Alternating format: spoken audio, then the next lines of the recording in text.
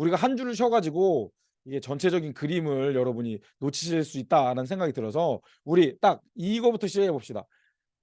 우리가 구약 성경을 총 10권 10가지의 성경을 중심 뼈대로 놓고 그것에 살을 붙여간다라고 말씀드렸죠. 제일 처음부터 그게 뭐였죠? 창, 출, 민, 수, 삿, 쌈, 왕, 대, 스느 이렇게 해서 10권을 딱 배치하고 거기에 살을 붙여간다. 종속 목록들을 붙여간다라고 해서 구약 39권 우리가 정리했던 것을 한번 시작해 보겠습니다. 자, 맨 처음은 창세기가 등장을 하죠. 근데 창세기에 종속된 성경이 있습니다. 뭐죠? 욥기. 족장 시대에 썼던 거기 때문에 욥기가 등장하고요. 그리고 나서 그다음 이어지는 건 출애굽기. 출애굽기에 종속되는 성경은 밑에 레위기. 오늘 이 레위기를 다룰 거예요. 그리고 나서 민수기가 오고 민수기 맨 마지막에 모세의 고별 설교 신명기가 옵니다. 그리고 나서 종속 목록이 없는 여호수아서 정복 과정이 좀 기록되고 그 다음에 사사기가 등장을 하고 사사기에 종속되어 있는 룻기 한 이방 여인의 이야기 룻기가 기록되어 있죠. 그리고 나서 사무엘 상하에는 사무엘에 의해 사울이 세워지고 다윗이 세워지는데 다윗이 쓴 세 개의 성경 뭐죠? 시편 시편 있고 그리고 나서 열왕기상하에서는 이제 솔로몬이 등장하기 때문에 솔로몬이 쓴 세 가지 잠저나 여기에 종속시키고 그리고 수많은 왕들이 하나님의 뜻대로 살지 않자 하나님께서 많은 선지자들을 보내주셨는데 그 선지자들 중에 12명의 선지자들이 하나님의 뜻을 전하였던 그런 기록들이 여기에 있고요. 네, 잘 오셨습니다. 원현일 사님. 네. 네. 아무튼 진행 마저 할게요. 그러고 나서 이스라엘 백성들은 수많은 선지자들의 말을 무시하고 결국 멸망하게 되죠. 그래서 망해버리지만 하나님께서는 뭐 하나님의 때에 다시 그들을 포로에서 귀환시켜 주신 이야기. 그리고 나서 에스라가 지금까지 자신들의 역사를 정리한 창세기부터 시작된 이스라엘 역사를 쭉 정리한 역대상하 대하고 네. 왜 이렇게 늦으셨어요? 32분인데. 네, 잘 오셨습니다. 아유, 저 친한 우리 부장님이라 제가 또 이렇게 죄송해요. 자, 아무튼 넘어갑시다. 어디까지 있어? 자, 아무튼 역대상하 대하고 그리고 이제 2차 포로 귀환의 리더 이때 다니엘과 에스겔은 엄밀히 말하면 포로 기간에 있었던 그 선지서지만 앞에 12군과 좀 구별해서 여기에 종속시킨다라고 말씀드렸고요. 그리고 에스라가 1차, 2차, 3차 중에 2차에 와서 역사를 쭉 기록하는 중에 1차 포로 귀환 공동체에서 성전을 재건하는 가운데 많은 방해가 있었죠. 그때 학개와 스가랴 선지자에 의해서 성전 재건을 독려받고 그래서 성전을 완공하는 게 1차. 2차 때는 에스라가 이렇게 교육을 시키고 3차 때는 느헤미야에 의해서 그 성벽을 재건하는 그런 포로 귀환의 과정들이 있는데 이때 2차 포로 귀환쯤에 에스더에 의해서 뭐 죽으면 죽으리라 하는 그 사건이 있었고요. 그리고 느헤미야의 마지막 성벽을 재건하는 이야기 그리고 나서 말라기 선지자 이야기로 끝나면서 구약의 이야기는 끝난다 하는 내용들이 우리가 다루었던 이제 전체적인 큰 그림이었습니다. 그런데 우리가 지금 하나님 나라를 만들어가는 과정이라고 말씀드렸어요. 그래서 하나님의 모델 국가, 하나님께서 모델이 되는 이스라엘을 세우시는 과정을 우리가 읽어나가고 구약은 큰 그림에 이런 내용들이 담겨 있는데 국민과 주권과 영토를 만드는 그 나라를 만드는 구성을 우리가 한 단계 한 단계 밟아 나가고 있고 지난번까지 출애굽 과정까지 국민을 만드는 어, 애굽에 들어가서 400년 동안 70명이 200만 명으로 늘어나는 국민이 만들어진 이야기가 진행되었고 오늘은 이제 레위기랑 민수기 이런 과정을 통해서 하나님께서 어, 법을 만드는 시내산에서 하나님의 백성들이 알아야 될 율법을 알려주신 내용 그리고 이제 이어지는 이야기는 여호수아를 통해서 영토를 정복하는 가나안 땅을 정복하는 이러한 과정으로 진행된다라는 것을 우리가 염두에 두고 다가가면 될 것 같습니다. 지난주에 국가의 3요소 주권, 영토, 국민을 이제 바벨론 제국과 하나님 나라에 보면 이스라엘을 비교하는 내용들을 잠깐 다뤘어요. 그래서 이제 힘으로 다스리는 나라와 그리고 하나님의 뜻대로 사랑으로 다스리는 나라 이 두 나라의 역사가 계속된다라는 것들이 이제 구약이 진행되는 역사다라는 것들을 우리가 보면 될 것 같습니다. 우리 교재를 보겠습니다. 우리 교재 31쪽 우리가 하나님 나라 만들기 두 번째 율법에 관한 내용들을 오늘 배울 거예요. 우리가 12시대로 신구약 성경의 시대를 나누는데 우리가 광야 시대로 왔습니다. 이제 광야 시대 레위기, 민수기, 신명기에 대한 내용들을 오늘 정리해 볼 텐데요. 오늘의 포인트를 보면 민수기 개관, 레위기 개관, 신명기 개관, 레위기와 민수기의 위치를 바꿨습니다. 왜 이렇게 했느냐? 자, 곰곰이 생각해 보면, 배경을 이해해 보면 이렇게 바꾼 이유를 아실 거예요. 레위기가 먼저 써 있긴 했지만 레위기가 쓰여진 배경은 이스라엘 백성들이 출애굽을 하고 이제 가나안 땅에 바로 들어갈 뻔했는데, 뭐 이제 좀 이따 다루겠지만 그들이 하나님의 사명을 거절을 하죠. 그래서 40년 동안 광야 생활을 하게 된 내용이 민수기인데, 이제 레위기가 쓰여질 당시는 가나안 땅에서 어떻게 살아야 할지에 대한 정보, 어떻게 하나님을 예배해야 되나 하는 내용들이 담겨 있기 때문에 레위기와 신명기를 우리는 붙여서, 이 어성경이 읽어지네, 우리는 레위기와 신명기를 같이 다뤄보려고 합니다. 그래서 민수기를 통하여서 광야 40년 동안의 기록들, 그리고 레위기를 통하여서 가나안에 들어가기 전에 알아야 할 이스라엘 백성들의 정보들을 다루고, 그리고 그것을 한 번 더 정리한 신명기, 그 모세의 사역을 마무리하는 그런 내용들로 진행하겠습니다. 네, 그렇죠. 오늘 보신 분은 알겠지만 좀 페이지가 많아요. 그래서 제가 이거를 맨날 시간 안배를 제가 엄청 스트레스를 받아가면서 하는데, 지금까지는 어떻게 시간 안배를 제가 잘했지만 오늘은 제가 보장을 못 하겠습니다. 오늘 마음을 좀 내려놓고 제가 최대한 빨리는 아니지만 이제 알차게 밀도 있게 할 테니까 잘 따라오시면 될 것 같아요. 자, 들어가기 전에 내용들을 보겠습니다. 지난번 했던 복습인데, 우리가 지난번에 족보용법에 대해서 다루었어요. 그래서 족보의 맨 끝에 오는 사람은 어떤 사람이 온다라고 말씀드렸는데 기억나시나요? 족보의 맨 끝에 오는 사람은 주인공이다. 지금까지 내용들을 쭉 정리하면서 이제 그 주인공이 등장하는 게 족보용법이다. 그래서 맨 마지막 사람은 주인공이다라고 쓰시면 되겠고요. 그리고 노아의 홍수가 일어난 이유가 있었습니다. 노아의 홍수가 일어난 이유는 셋 계열이 가인 계열과 섞였기 때문이다. 네, 이유정 이사님 감사합니다. 근데 마이크를 안 켜신 것 같아요. 안 들리실 텐데. 아, 이제 연결하시네요. 네, 이주정 이사님 오셨고.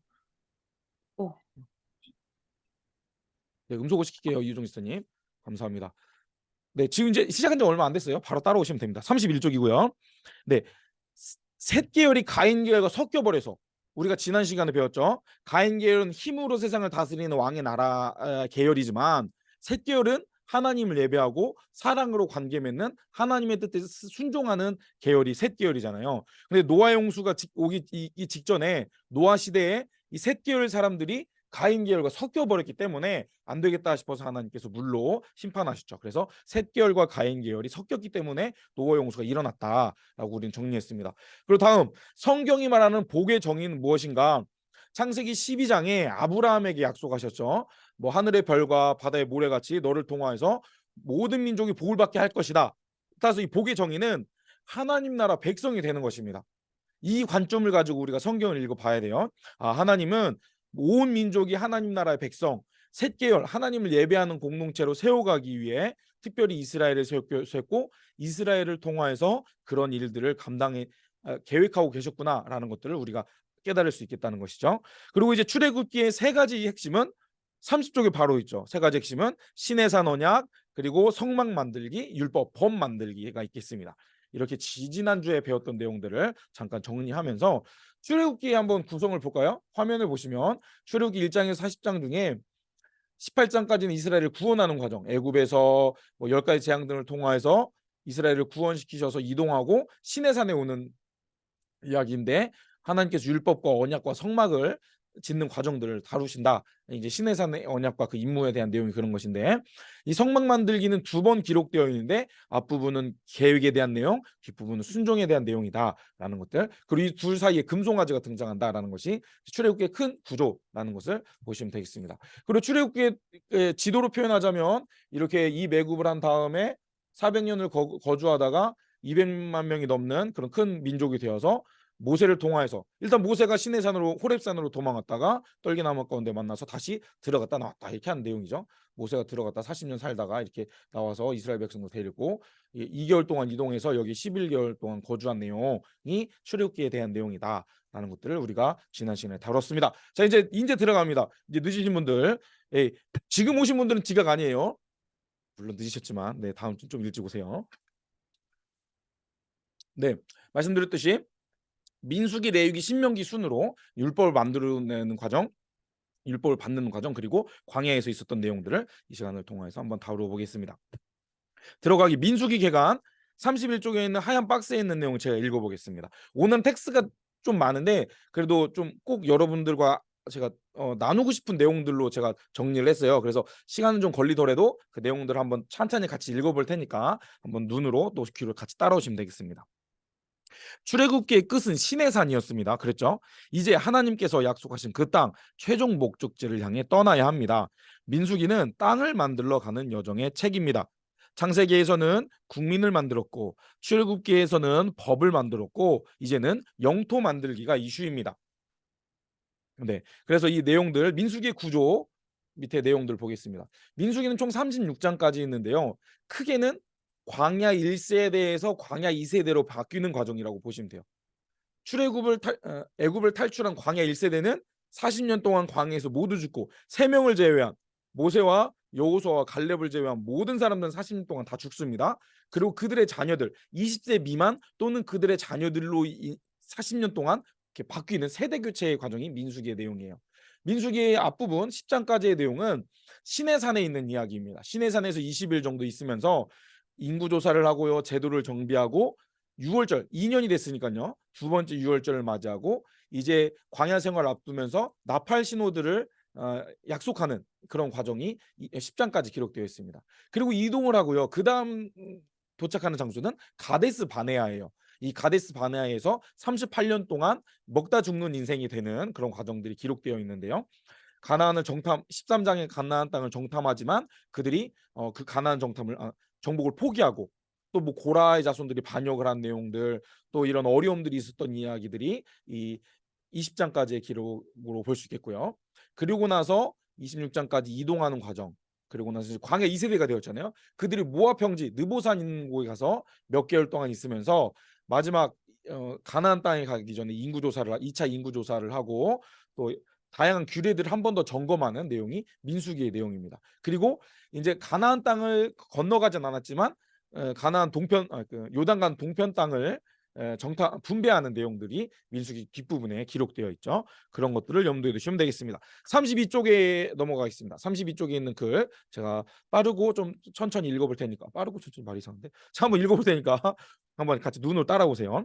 민수기는 이스라엘이 시내산에서 가나안까지 이동하는 38년의 기록입니다. 민수기의 구조는 광야 1세대와 2세대의 기록으로 볼 수 있습니다. 1장부터 10장까지는 시내산에서 행군을 준비하는 과정이고 11장부터 20장까지는 38년간 가데스 바네아에서 있던 일이 기록되어 있습니다. 그리고 21장부터 26장까지는 모압 평지로 가는 과정, 그 이유는 가나안을 정복하기 위해 재정비하는 과정으로 볼 수 있겠습니다. 민수기는 세 장소 시내산, 바람광야의 가데스 바네아, 모압 평지만 기억하면 됩니다. 출애굽기가 끝나는 지점이 시내산이었듯이 민수기는 시내산에서 시작합니다.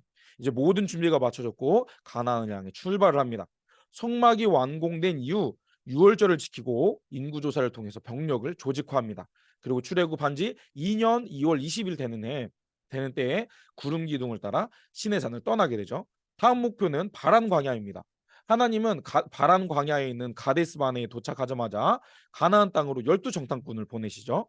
하나님은 이스라엘을 곧바로 가나안에 들여보내고자 하셨습니다. 하지만 정탐에서 돌아온 사람들이 두 가지 의견이 나누시죠.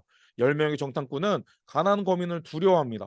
그래서 결국 모든 이스라엘 사람들은 가나안 정복을 포기하고 오아시스였던 이 가데스 바네에 머무는 것을 선택하죠. 지금 하나님은 모든 열방에게 복을 전파하는 하나님의 백성이 되는 복을 전파하는 사명을 감당하기 위해서 이스라엘이라는 나라를 만들어가는 과정이에요. 국민이 만들고 법이 만들어졌으니까 영토만 만들면 되는데 그런데 이스라엘은 그런 하나님의 뜻에 순종하지 않습니다. 이들의 반응에 하나님은 노하시게 되죠.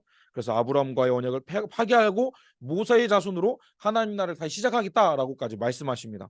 하지만 모세가 간절히 기도하여서 하나님은 그 생각을 철회하시죠. 그 대신 40일 동안 정탐한 것을 일일을 1년으로 계산하여서 40년간 광야를 방황하다가 죽을 것이라 말씀하십니다. 광야 40년의 비결은 간단합니다. 사명을 감당하지 않는 광야 1세대가 죽을 때까지 그냥 바람 광야 가데스 바나에서 살았던 것입니다. 음. 민수기에서 38년의 기록은 10장부터 20장까지입니다. 하나님의 사명을 감당하지 않는 광야 1세대는 결국 먹다 죽는 인생이 되었습니다. 그 38년은 죽음을 기다리며 곡소리가 가득한 기간이었습니다. 그렇게 38년이 지나고 20세 이상 광야 1세대는 모세, 여호수아, 갈렙을 제외하고 모두가 죽었습니다. 이제는 가데스에서 모압 평지로 이동합니다. 모세는 광야 2세대를 데리고 요단 동편 에돔, 모압을 관통하는 왕의 대로로 지나가고자 했습니다. 하지만 에돔의 반대로 외곽을 돌아가게 되었고 아모리 족속과 전쟁을 승리하여 요단 동편 땅을 차지하게 됩니다. 이스라엘은 우여곡절 끝에 모압 평지에 도착하였고 모세의 유언과도 같은 신명기가 기록됩니다. 민수기에서 먹고 죽는 인생으로 38년을 살았던 광야 1세대의 모습을 보면서 우리가 감당해야 할 사명은 무엇일까요? 네, 좀 긴 글이었는데 이것만 잘 이해되시면 다음 내용들도 쉽게 이해되실 것 같아요. 자, 33쪽으로 넘어가겠습니다. 33쪽에 민수기의 세 장소는 어디라고요? 한번 그 괄호에 넣어 주시죠. 맨 처음은 출애굽기가 끝나는 시내산을 시작하죠. 화면에도 보이듯이 시내산, 바람광야에 있는 가데스 바네아, 그리고 마지막 느보산 모세의 유언이 담길 모압 평지, 이 세 장소만 이해하시면 돼요. 자, 출애굽기 장소는 어디였죠? 양력은 왜? 반가워. 자, 뭔 얘기하다 말았냐? 네, 출애굽기는 애굽에서 모세 혼자 호렙산 왔다가 다시 들어갔다야 백성들 데리고 다시 나온 거죠. 그러니까 애굽 시내산 애굽 이거예요. 그런데 이 민수기는 이 시내산에서 가데스 바네아라는 곳, 모압 평지라는 곳으로 이동합니다. 지도로 보면 이래요. 자, 출애굽 애굽에서 탈출한 이스라엘 백성들이 지금 시내산에 있죠. 레위기까지 기록되었습니다. 그런데 이제 이곳이 바란 광야로 볼 수 있는데 바란 광야의 가데스 바네아라는 지역에 여기 밑에 시내산 그리고 가데스 바네아라는 지역은 이곳이고요. 그리고 모압 평지라는 곳은 이곳입니다. 여기에서 여기 갔다 저기 가면 끝나요. 근데 그게 38년. 지금 시내산까지 오는 데가 한 13개월 됐잖아요. 이동하는 몇 개월을 빼면 40년을 채울 때 38년을 그렇게 계산하는 거예요. 아무튼 이스라엘 백성들은 이제 민수기의 과정이 이렇게 되는데 여기 뭐 하세롯, 엘랏 뭐 이런 지역에 거쳤다가 가데스 바네아를 갑니다. 그리고 12정탐꾼을 가나안 땅으로 보내는데 그들이 이제 평이 갈리죠. 그래서 이스라엘 백성들은 가나안 정복을 포기하고 그래서 결국 하나님께서 38년 동안 여기에서 살게 만드십니다. 광야 생활 38년. 그리고 좀 돌아서 그 원래 에돔을 그 가로질러 가려고 했는데 그게 안 돼서 돌아서 에시온 게벨이라는 곳에 내려와서 이렇게 우회해서 모압 평지에서 모압 평지까지 가는 그 요단강 동편까지 가는 이런 과정. 그래서 민수기는 여기서 이렇게 아이고 이게 좀 동선 잘못됐네. 이 38년의 기록이에요. 네. 그 중에 아까 말씀드렸듯이 가데스 바네아에서 10장에서 20장까지 되는 10장의 기록이지만 38년의 기록이 담겨 있고 그냥 무의미한 그냥 뭐 이런저런 소소한 일들이 있었고 그리고 그 전후에는 이동하는 과정들이 기록되어 있다라는 것을 보시면 되겠습니다. 자, 이제 세 지점을 하나하나 연구해 보겠습니다. 성경책을 같이 보면서 보길 원해요. 민수기 1장부터 한번 보겠습니다. 민수기 1장. 우리 성경의 위에 보면 표제들이 있으시죠. 물론 없는 성경도 있는데 뭐 표제는 조금씩 다를 수 있어요. 그래도 우리가 지금 큰 그림을 그리는 거니까 표제들을 중심으로 제가 쭉쭉 진행하겠습니다. 지금 화면에 있는 내용 이 구성을 좀 우리가 네. 이 구성을 좀 염두에 두시면서 보겠어요. 지금 1장에서 10장까지는 시내산에 있는 배경입니다. 자, 1장 볼게요. 싸움에 나갈 만한 자를 계수합니다. 지금 병력 조사를 하는 거예요. 첫 번째 인구 조사를 진행합니다. 그리고 근데 이 47절에 레위 지파는 계수하지 말라고 하고 2장에서는 이제 진을 편성하고 광야 생활 행군을 어떤 순서로 하겠다라는 내용들이 기록되어 있습니다. 3장은 레위 지파인 아론의 아들들의 직무들 그리고 레위 자손의 인구 조사를 좀 진행하고요. 4장에도 동일하게 고앗 자손이 레위 지파에 있는 고앗 자손 또 게르손 무라리 자손들이 어떤 일들을 해야 되는지 쭉 4장까지가 기록되어 있어요. 그리고 나서 5장부터는 이제 제도를 정비합니다. 부정한 사람 죄에 대해서는 어떻게 해야 되고 간음에 대해서는 어떻게 해야 되고 6장은 나시리는 어떤 법을 지켜야 되고 7장에서는 뭐 간복자들이 드린 뭐 예물은 무엇이 있었고 뭐 이런 내용들이 쭉 기록되어 있어요. 그리고 나서 뭐 8장에는 뭐 제사 드리는 방법, 등잔을 차려놓는 그런 내용들이 구체적으로 기록되어 있죠. 9장에는 이제 두 번째 유월절이 있습니다. 9장 1절에 보면 애굽 땅에서 나온 다음에 첫째 달 여호와께서 시내산의 광야에 말씀 뭐냐 시대 이렇게 얘기하시죠. 지금 4만 3절에 4천원이라고 하는데 이달 이거는 10일에서 12일인데 1.5. 네, 마이크를 안 끄시고 얘기하시면 좀 그래요. 네, 오셔서 감사합니다. 조혜린 지사님. 체크할게요. 자, 어디까지 얘기했냐? 네, 9장입니다. 9장. 민수기 9장 읽어나가고 있어요. 그리고 나서 이제 구름에 대한 언급이 좀 있고요. 10장에 나팔 신호를 만들어냅니다. 그리고 10장 11절 보시면요. 둘째 달 스무 날에 구름이 증거의 성막에서 떠오름에 성막에서 이제 구름이 떠올라서 그 구름을 따라서 이제 시내산을 떠나게 됩니다. 10장부터 그렇게 된다는 거예요. 이제 이동을 합니다. 11장에 다비레라는 곳에 가고 모세가 70장로를 뽑고 뭐 메추라기를 먹고 미리암이 질투하다 벌 받고 13장에서 가나안 땅을 정탐하죠. 가나안 땅 정탐이 시작됩니다. 각 지파에서 한 명씩 보내는데 13장 25절을 보면 40일 동안 정탐하고 돌아와요. 그래서 이 40일이 일을 년으로 바꿔 40년으로 바뀌게 됩니다. 14장에서 이제 백성들이 원망을 합니다. 그러니까 막 모세가 하나님께 기도를 하고요. 그리고 뭐냐 14장까지 정탐 뭐 그런 내용들 좀 기록되어 있고 첫 번째 정탐 시도 그리고 15장에는 뭐 이제 뭐 계속 그 뭐냐 그 제사나 뭐 이런 방법들에 대해서 좀 중간중간 들어가 있어요. 16장에 고라 자손이 반역했다가 죽게 된 내용이 쭉 기록되어 있고 11장에 아론의 리더십에 대한 권위의 도전이 있자 아론의 쌍난 지팡이가 17장에 있습니다.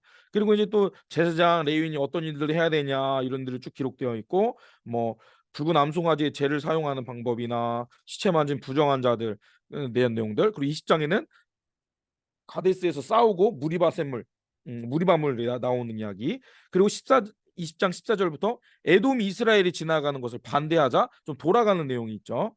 그리고 여기서 아론이 죽게 됩니다. 그리고 호르마를 점령 21장에 호르마를 점령하고 불뱀에 물릴 때 노뱀으로 백성을 구하게 된 내용이 21장에 있고요. 22장에서는 모아방이 발람을 불러온 여기서 제가 좀 이따 설명드리겠지만 22장부터 그 뭐냐 24장까지 발락과 발람의 이야기가 좀 자세히 기록되어 있어요. 왜 그랬는지는 좀 이따 설명드릴게요. 아무튼 그렇게 그 뭐 저주하러 왔다가 축복하게 되는 그 이야기 좀 엉뚱한 이야기가 기록되어 있고요. 25장에서는 부올에서 바알 부올에서 그 뭐 가나안 뭐 우상성 같이 섬기다가 2만 5천 명이 죽게 되는 이야기 기록되어 있습니다. 그리고 이제 26장 모압 평지에 도착을 해요. 2차 인구 조사를 합니다. 이제 가나안 땅이 들어갈 구체적인 방법들을 다스리는 그러니까 정리하는 거죠. 27장에는 슬로보아스 다섯 딸들에 대한 이야기가 독특하게 기록되어 있고요. 28장에는 이제 그 이런 것들 어떻게 해야 되냐, 제사를 어떻게 안식일, 초하루, 뭐 유월절 이런 그 칠절기에 대한 내용들이 29장까지 쭉 이어지고요. 그리고 서원하는 것이 30장에 서원값 대한 내용들. 그리고 이제 31장부터 이제 가나안 땅을 정복을 합니다. 민수기부터 이제 벌써 가나안 땅을 정복하고 있어요. 미디안에게 원수를 갚는 이야기. 요단강 동편의 지파들이 르우세 32장 1절에 보면 르우벤, 갓 그리고 므낫세 반지파 이렇게 세 지파가 요단 동편 땅을 차지하게 된 내용이 여기 기록되어 있습니다. 그런 내용들 쭉 하면서 가나안 땅을 정복하는 이야기 그리고 뭐 도피성이나 뭐 25장에선 레위 사람의 성읍들 도피성에 대한 내용들 뭐 그리고 유산의 여성에 대한 유산 뭐 이런 내용들이 담기면서 민수기는 끝난다는 것. 민수기 전체적인 이런 그림이라는 것 염두에 두시고 따라오시면 될 것 같아요. 자 그러면은 33쪽 제가 이제 이 말로 다 설명했는데 꼼꼼히 봅시다. 이제 시내산에서 10장까지의 기록이 있는데 이게 첫 번째 지점이에요. 여기서 유월절을 지킵니다. 그리고 인구 조사를 하고 이동을 준비하죠. 그리고 시내산을 10장 11절에서 떠나게 되는데 이 50일 동안 더 여기 머물고 있었어요. 민수기 출애굽기가 끝나고 이 민수기 10장까지는 50일 정도의 기간이 있었다는 거 보시면 되겠습니다. 그때 인구 조사를 했더니 전쟁에 참여할 장정만 60만 명이 됩니다. 그래서 정확하진 않지만 전체 이스라엘 뭐 여성과 아이들까지 하면 250만 명쯤 될 것이다라고 성경학자들은 이야기를 해요. 그리고 나서 2년 2월 20일이 되는 때 이제 구름을 따라서 출발하면서 나팔 신호 이런 납할 때 이렇게 하자라는 납할 신호들을 정하게 되죠. 그리고 이제 가네스 바네아에 도착합니다. 두 번째 지점이죠. 12정탐꾼이 보내지죠. 하지만 우리가 잘 알고 있듯이 10명과 2명으로 나눠지게 되고, 여호수아와 갈렙을 제외한 10명의 정탐꾼들은 우린 메뚜기와 같다. 가나안 땅을 정복할 수 없다. 저 거민들은 너무 강력하다라고 이야기를 합니다.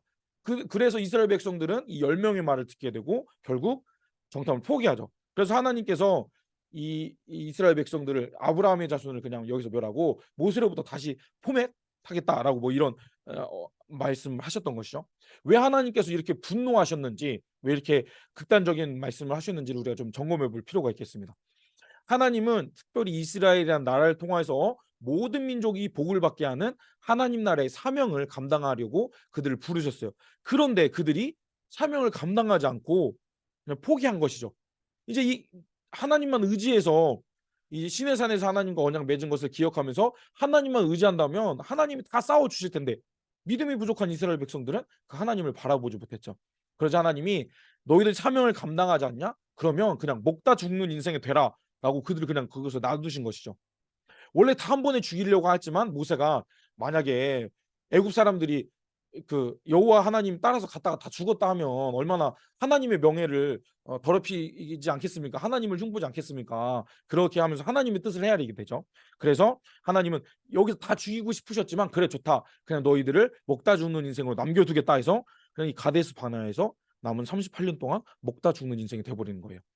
축복의 통로가 되는 이 관문만 넘게 된다면 하나님께서 계획하신 축복의 통로가 될 수 있었는데, 이들은 본인이 메뚜기와 같다라고 이야기했지만 이것은 곧 하나님을 메뚜기로 만든 것이죠. 하나님을 의지만 했다면 저들이 밥이다라고 이길 수 있었지만, 하나님을 보지 못해서 하나님 메뚜기같이 여겨버려서, 그래서 결국 먹다 죽는 인생으로 38년을 살게 됩니다. 그래서 뭐 짧은 그 기록 동안 38년에 있었던 그냥 작은 기록들이 기록되어 있다라는 것을 보시면 될 것 같아요. 그러고 나서 이제 이스라엘 백성들이 38년을 마치고 광야 2세대로 세대 교체가 된 이후에 이제 가나안 땅을 정복해 나갑니다. 그들의 부모님과는 다르게 이들은 조금 달라졌어요. 38년 동안 조금 믿음이 생긴 것으로 보입니다. 그래서 이제 가나안 땅을 정복하려고 하는데 제일 처음 등장하는 나라가 있어요.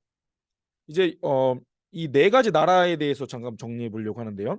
밑에 순서대로 에돔, 모압, 암몬, 아모리. 네, 소리는 안 들리겠지만 한번 따라해 보실까요? 에돔, 모압, 암몬, 아모리. 이제 이 지도를 보시면, 짜잔, 지도를 드디어 여기 지금 제 거 잘 안 보이는데, 여러분 보시면요, 그냥 똑같아요. 지금도 안 보셔도 돼요. 그래도 그냥 지도 샀으니까 한 번이라도 보려고 지금 얘기하는 거니까. 자, 지금 어딘지 아시죠? 이 염해 사해라고 써 있는 곳 옆에 좀 네모난 글씨로 맨 밑에 16, 17 있는데 위에 에돔이라고 써 있죠? 회색 글씨로 에돔 찾으셨어요? 그리고 그 위에 색하는 거면 모압 있죠? 그리고 좀 가면은 지도 중앙쯤에 암몬이라고 있습니다. 그리고 나서, 그리고 아모리는 여기에 기록되어 있지 않고요. 이 지역을 길르앗 지역이라고 하는데, 길르앗이라는 곳 있죠. 이 정도만 보시면 돼요. 그리고 여기를 보면 왕의 대로라고 써 있는 거 보이시나요? 지도 없는 분들 죄송합니다. 지도 없어도 돼요. 이렇게 쭉 지나가는 길을 왕의 대로라고 이야기하는데요. 왕의 대로라고 해서 엄청 막 좋은 길인가 생각했거든요. 2차선도 아니에요. 그 안 좋은 길인데, 이 당시 이게 아프리카와 유럽을 잇는 그런 무역로라고 해요. 그래서 이곳으로 무역로를 다녀서 왕의 대로라는 이름을 있지만, 그렇게 막 삐까뻔쩍한 길은 아니다. 그래도 좀 고산지대로 이렇게 이 팔레스타인 지역을 가로지르는 그런 길을 왕의 대로라고 하는데, 원래 이스라엘 백성들이 쉽게 에돔을 가로지르는 왕의 대로로 가려고 했어요. 그런데 에돔 왕이, 우리가 그냥 조용히 에돔을 지나가겠으니 봐줘라 라고 했는데, 안 된다, 니네 못 지나간다 라고 막아요. 근데 이스라엘 백성들이 에돔을 때려 부시고 갔어도 됐지만 하나님의 명령 때문에 그렇게 하지 못합니다. 음, 우리 신명기 볼까요? 신명기 2장 4절에서 6절 한번 찾아보시겠습니까? 앞에 레위기 뒤에 신명기 가셔서, 민수기, 뒤 앞에구나. 나도 걸렸어요. 자, 신명기 2장 뒤로 앞으로 가야 되죠. 헷갈려. 2장 4절에서 6절에 보면은요, 왜 에돔을 공격하지 않았는지에 대한 기록입니다. 5절에 보면은요. 그들과 다투지 말라. 그들의 땅은 한 발자국도 너희에게 주지 아니하리니 이는 내가 세일산을 에서에게 기업으로 주었음이라. 에서, 그 에서가 그거죠. 그 뭐냐? 요셉 아니야. 야곱. 갑자기 아무튼 그저 죄송합니다. 그때 하나님께서 참, 나 갑자기 왜 이러냐. 자, 아무튼 그 가들한테 땅을 준 거 내가 약속한 거니까 너희들 싸우지 마라라는 그 말씀 때문에 그 에돔을 그 싸우지 못했어요. 에돔이 진짜 안 비켜준다니까 싸울 뻔했는데 그냥 그럼 돌아갑니다 하고 밑으로 에시온 게벨까지 이렇게 돌아가는 그런 과정이 있었다라는 것을 염두에 두시면 되겠습니다. 그리고 이제 모압과 암몬을 가로질러서 이제 가는 내용들이 진행된다라는 것을 보시면 될 것 같습니다. 자, 지금 우리가 가데스 바네를 떠나 요단 동편을 점령하는 내용들을 이제 다룰게요. 네, 광야 2세대가 이동을 하고 음, 그 에돔, 모압, 암몬을 비켜나가게 됩니다. 그런데 아모리는 이렇게 불가피하게 싸울 수밖에 없었어요. 그래서 아모리와 민수기 21장에서 전쟁을 합니다. 그런데 싸워서 이겨요. 그래서 아모리 땅을 정복하게 돼요. 근데 이 아모리 땅은 요단강 하나님께서 약속하신 가나안 땅이 엄밀히만 하면 요단강을 건너지 않아서 아닌데 정복한 땅이니까 아 그럼 여기 너무 좋아 보인다.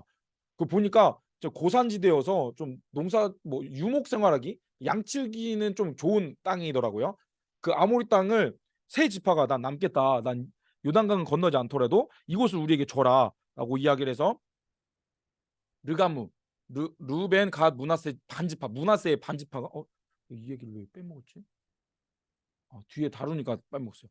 예, 그 지파가 남는다고 합니다. 그 물론 그 가족들은 남지만 요단강을 건너서 전쟁에 참여하겠지만 우리 가족들에게 이 땅을 줘라라고 해서 이 세 지파가 여기 남게 되는 이야기. 아모리를 점령하고 요단 동편을 획득하게 됩니다. 그리고 나서 아까 뭐 발람과 발락의 사건이 그 4장에 21, 22, 23, 24 4장에 걸쳐서 기록되었다고 이야기했는데요. 좀 생뚱맞다라고 여겨질 수 있는 기록이 있는 이유는 이제 그거부터 발락 발람 이름 헷갈리죠. 발람이 왕일까요? 발락이 왕일까요? 기억이 미음을 부른 거예요. 가나다 순으로. 기억이 발람이라는 당시 가나안 땅에서 유명한 제사장을 부른 겁니다. 제사장? 예. 선지자를 부른 거죠. 그 가나안 선지자들. 기억이 미음을 불렀어요. 이스라엘 민족을 저주하기 위해서 그를 불렀지만 오히려 하나님에 의해서 축복하게 된 이야기. 이 이야기가 생뚱맞지만 길게 기록되어 있는 이유는 이제 가나안 종교의 그런 대표자와 같은 발람을 통하여서 앞으로 이제 가나안 종교와의 전쟁이 시작된다라는 것을 의미한다고 볼 수 있겠습니다. 그래서 하나님은 아무리 가나안 그런 족속들이 막 수를 쓰더라도 하나님이 함께 하시면 이겨낼 수 있다. 뭐 하나님의 뜻대로 승리를 주실 것이다. 뭐 그런 의미가 담겨 있다고도 볼 수 있겠죠. 그렇게 해서 이제 세 번째 요단 동편 모압 평지에 도착을 합니다. 여기서 바알볼 사건이 있죠. 아까 잠깐 우리가 성경을 읽으면서 봤는데 이제 모압 그 종교의 매력에 빠지게 됩니다. 그래서 오히려 하나님 나라의 복을 전하는 자들이 되어야 되는데 가나안의 그 음란한 문화에 물들어져 버렸죠. 그래서 2만 4천 명이 여기서 죽임을 당하게 된 내용이 바알볼 사건이죠. 정복해야 되는데 오히려 오염되었기 때문에 벌을 받게 된 내용. 시작부터 이제 조금 이 싸움이 쉽지 않을 것이다. 이스라엘 백성들이 끊임없이 이것을 놓고 싸워야 된다라는 것을 우리가 알 수 있겠습니다. 네. 오케이. 됐죠. 그러면 그 다음에 그리고 이제 모세가 마지막 그 모압 평지에서 신명기 설교를 베풉니다. 이제 광야 생활한 지 40년 11월 1일에 설교를 시작을 해요. 그래서 이제 앞으로 요단강을 건너기 70일 전에 그러니까 신명기는 그 기간 동안 쓰여진 거예요. 70일 동안 요단강을 건너기 전에 그렇게 진행된다라는 것을 보시면 되겠고요. 그리고 이 요단 동편 땅을 분배한 내용 이 기록되어 있다라는 것을 보시면 될 것 같습니다. 네, 그러면은 이렇게 민수기는 마치면서 34쪽을 보셔서 한번 이스라엘 동선을 한번 그려보실래요? 34쪽에 있는 지도에서 뭐 한번 그냥 막 정밀하게는 안 해도 우리 출애굽기부터 시작해서 출애굽기 라암셋에서 숫곳을 지나서 뭐 이렇게 지나가지고 쭉쭉 가서 이제 시내산을 시작하죠. 하세롯을 걸려서 이 지도에서는 엘랏은 없지만 가데스 바네아까지 갑니다. 그리고 여기서 38년 동안 있고, 그리고 에돔으로 가려고 했지만 안 돼서 에이시온 게벨까지 내려왔다가 호르산부터 이제 호르산에서 그 신명기 설교가 시작이 돼요. 그러고 나서 르보산까지 이어지는데, 그렇게 걷다가 에돔을 좀 돌아서 모압 아모리 가서 그 길르앗이라고 써 있는 지도에는 길르앗이라고 써 있는 그 아모리 땅을 정복하게 된 내용, 그런 내용들이 지도로 한번 체크해 보시죠.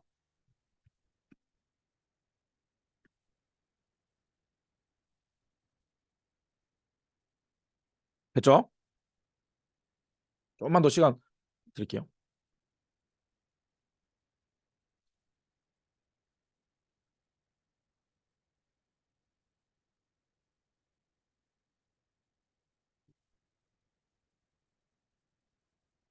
네. 그러면 제가 그 34쪽부터 한번 읽어보겠습니다. 하나님은 창조주로서 왕이십니다. 사실은 온 세상을 다스려야 합니다. 그런데 이 왕권에 도전하는 힘 있는 자들이 생겨납니다. 그들이 왕이 되어 흘러가는 인류의 일반 역사 속에 하나님은 당신도 나라 하나를 세우시기로 작정하십니다. 아브라함을 불러 내가 너로 큰 민족을 이루겠다고 하십니다. 이 나라를 세우시는 이유도 간단합니다. 너는 내 백성이니 복이다. 그 복을 저 모든 열방 나라에게도 전파하라. 너로 인하여 모든 민족이 복을 얻는 것이다. 그것이 사명인 거죠. 아브라함 한 사람으로 출발한 하나님 나라가 야곱의 12아들로 골격을 갖추었습니다. 출애굽기에 와보니 그들이 번성해서 200만 명이 넘는 국민이 되었습니다. 그런데 이 백성들이 노예로 전락되어 있습니다. 하나님이 왕이신 나라의 백성들이 노예가 될 수 없기에 하나님은 이들을 해방시켜 주십니다. 너희들은 내 백성이다, 노예가 아니다 말씀하십니다. 이것이 신의 산 언약이죠. 이제 하나님은 그들의 왕이십니다. 그 백성 가운데 거하시면서 통치하시겠답니다. 그런데 국민들을 다스리려면 법이 필요합니다. 그래서 십계명과 율법을 주신 것이죠. 그렇게 신의 산에서 할 일들을 마치고 다음 목적지로 출발합니다. 국민도 생겼고 법도 있으니 다음은 땅이 있어야 하는 것이죠. 그런데 땅이 그냥 얻어지지 않습니다. 정탐하고 작전 짜고 싸워야 얻어지는 땅입니다. 그것이 이스라엘 백성의 사명입니다. 하지만 출애굽한 백성들이 그걸 안 하겠다고 한 것이 민수기의 내용입니다. 그들의 반응에 하나님은 단호한 입장을 보이시죠. 정복하지 않겠다면 그냥 먹다 죽으라는 겁니다. 그래서 1세대가 죽기를 기다리느라 가데스 바네아에서 38년 세월이 지나갔습니다. 그 광야 2세대가 자라 새로운 대중이 되었을 때 모세는 그들을 이끌고 요단 동편을 점령했습니다. 이때 모세의 얼굴이 보이십니까?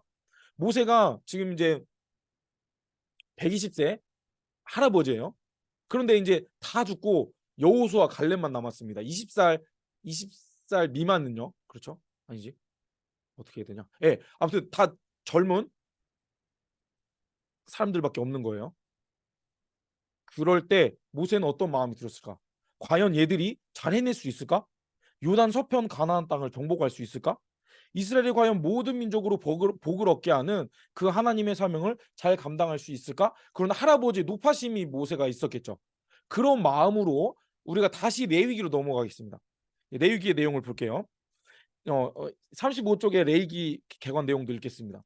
지금 이스라엘은 모두 모압 평지에 앉아 있습니다. 모세는 죽었습니다. 이제 여호수아와 함께 요단강을 건너가기 직전 우리는 이때에 있는데 레위기와 신명기를 함께 읽어보고자 합니다. 레위기는 읽기 어려운 책입니다. 하지만 가나안 땅에 들어가려고 준비할 때 이 레위기와 신명기를 읽으면 쉽게 이해할 수 있습니다. 이때 던질 두 가지 질문이 있습니다. 하나님은 가나안 땅에 대한 정보를 주신 적이 있으신가? 있으실까요? 있습니다. 레위기의 내용이 담겨 있어요. 두 번째, 왜 가나안 백성들을 다 죽이라고 하시는가? 좀 잔인해 보일 수 있죠. 왜 진멸 다 죽여라라고 하셨을까? 그거에 대한 배경을 우리가 여기서 찾을 수 있겠습니다. 다음 읽어볼게요. 레위기와 신명기는 한 번도 가보지 않은 땅에서 살아갈 정보를 주는 책입니다. 하나님은 앞으로 가나안 땅에서 살아갈 후손들이 이것을 잊지 않도록 레위 지파 후손들이 잘 연구해서 잘 가르쳐서 지킬 수 있게 하실 계획을 세우셨습니다. 레위 지파를 특별하게 세우신 이유가 그거예요. 음. 하나님은 기록의 승부를 거셨습니다. 사람은 잠깐 있다 사라지지만 네. 하나님이 이스라엘에 세우신 목적을 기억해야 했습니다. 그래서 교육을 통해 이 목적을 이루어 가야 했습니다. 네. 그 교육의 교과서가 레위기였고 지금 당장 필요한 노하우 정보 요약이 신명기 설교였습니다. 레위기와 신명기가 같은 맥락이라는 거예요. 모세가 없는 광야 2세대에게 필요한 정보는 하나님이 왜 이 나라를 세우시는가였습니다. 그래서 모세는 그들이 잊지 말아야 할 정체성과 사명, 그들이 어떠한 정체성을 가지고 어떠한 사명을 감당해야 될지에 대해서 기록했다는 거예요. 이것은 앞으로 돌아가서 선악과를 교육 교보제로 세워주셨던 그 내용과 같다는 거예요. 선악과를 볼 때마다 하나님을 기억해야 됐던 것처럼 이 율법, 모세와 그 레위 지파를 통하여 전해지는 율법을 통해서 우리가 어떠한 정체성을 가지고 어떤 사명을 감당해야 되는구나라는 것을 잊지 말았어야 된다는 겁니다. 네, 아브라함의 후손으로 구원받은 하나님의 백성이자 이 세상 나라에 들어가서 제사장 백성으로 사명을 감당해야 된다라는 것을 강조합니다. 그래서 이들은 단순히 땅을 정복하는 것에서 끝나지 않고 세상 나라를 하나님의 복으로 정복하는 사명을 잊지 말아야 했습니다. 셋 계열은 가인 계열과 섞이지 말고 그들을 정복해야 했죠. 하나님의 나라는 세상 나라를 복으로 정복해 양이 아니고 행복해야 합니다. 네, 제가 잘못 썼어요. 너로 인해 모든 민복이 아니고 민족이 이때 졸렸나 봐요. 민족이 복을 얻으리라 오타가 있었습니다. 사명 감당하는 복이요 감당하지 못하면 멸망입니다. 이 관점으로 계속 이야기가 진행된다는 거예요. 레위기와 신명기는 위대한 생명에 대해서 말하고 있습니다. 라는 것을 우리가 염두에 두면서 레위기로 넘어가겠습니다. 자, 레위기의 구조를 볼게요. 화면을 보면서 죄송해요. 자, 레위기 구조는 그렇습니다. 레위기는 27장까지 있어요. 그런데 딱 반으로 나누어서 하나님께 가는 길, 하나님과 동행하는 길 두 부분으로 나누면 되겠습니다. 앞부분 10장까지의 기록은요. 엄밀히 말해서 제사에 대한 내용이라고 보시면 돼요. 번소화 소건 이 5가지 5대 제사 그리고 제사장 위임식으로 마치는 번소화 속죄제 속건제 속으로 시작하잖아요. 그래서 속죄제는 속으로 하고 속건제는 건 해서 전 그렇게 외웠거든요. 번소화 속건 이 5가지에 대한 어떻게 드려야 되는지 구체적인 기록들 그리고 이것을 잘 기억하여서 제사장을 위임하는 내용까지가 10장까지의 내용이요. 나머지 11장부터 21장, 27장까지는 이제 성결하기 위해서 어떻게 하나님과 동행할 수 있는가에 대한 내용입니다. 그래서 어떻게 해야 하나님의 정결의 기준은 무엇이고 대속죄일은 어떻게 지켜야 되고 성결한 삶, 제사장은 이런 것을 지켜야 되고 이러한 절기들도 지켜야 되고 그리고 이런 것을 지키지 않으면 축복과 저주를 받을 수 있고 뭐 서원하는 내용들 그런 내용들로 레위기가 구성되어 있다라는 것을 보시면 될 것 같아요. 한번 그런지 성경을 한번 펴보겠습니다. 앞에 레위기로 다시 돌아가 볼게요.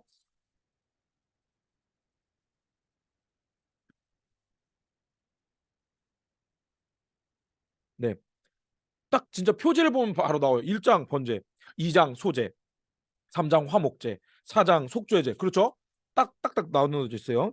그리고 4, 5장이 쪽 속죄제로 진행되고 속건제가 5장 말미에서 기록되죠. 그래서 6장까지 속건제. 그리고 그 규례들을 한 번 더 정리하고 7장에 맞아. 7장이 뭐 이렇게 다른 뭐 규례에 대한 내용이 좀 기록되어 있습니다. 뭐 제사에 대한 내용으로 보시면 될 것 같아요. 그리고 8장부터 아론과 그의 아들들의 제사장 위임식이 기록되어 있고 9장에 아론이 제사장으로 그 제사를 진행합니다.